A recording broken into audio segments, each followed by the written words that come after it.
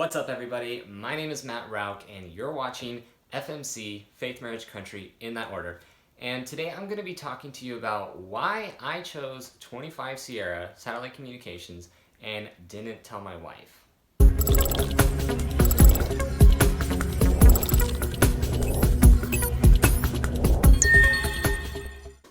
Lindsay and I have been contemplating all the pros and cons of having me join the military for quite some time now since we got married a little over 3 years ago. But when it finally came down to deciding which MOS to choose, which stands for Military Occupational Specialty, it was solely dependent on how well I did on the ASVAB, which is the required aptitude test to get into the military, and what MOSs were even available at the time. So once I found out I did really well on the ASVAB, I started doing extensive research on the 160 plus MOSs the Army provides. And my choice really came down to a small list which took into consideration 3 things. Number 1, can I see myself doing this in the Army? So this was a question I had to ask myself because I'll end up doing this job for the entire length of my contract, which in my case is 4 years, which is pretty standard, but I had the option to choose a length of 6 years. So I did the research and watched, plenty of YouTube videos, and I talked to my recruiter who actually had personal experience with 25 Sierra because he was a 25 November and a later reclassed to 25 Delta. So he knew exactly what they do and only had amazing things to say about it. So the second consideration I had is, will this MOS set me up to gain experience and training that I can't get in the civilian world without forking out a ton of money?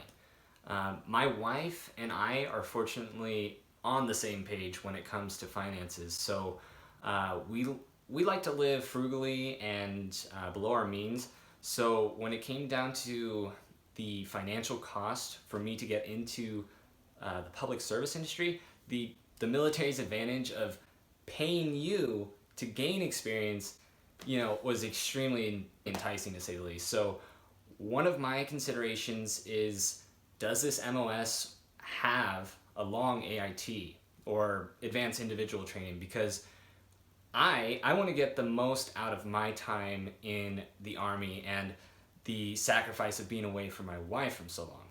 The third consideration I had was, what is the civilian job outlook for the type of experience I'm going to get in this MOS? My ultimate goal in life is to set up my family's future for success in all areas. So this factor played a huge role in my decision, and I knew that from research and common sense that the tech industry isn't slowing down anytime soon. So these were my 3 considerations that led me to have a list of about 5 different MOSs, and as soon as I entered the Military Entrance Processing Station, or MEPS for short, I had no communication with my wife, and it was just me and the career counselor at MEPS, just discussing availability and the current incentives of the list I had.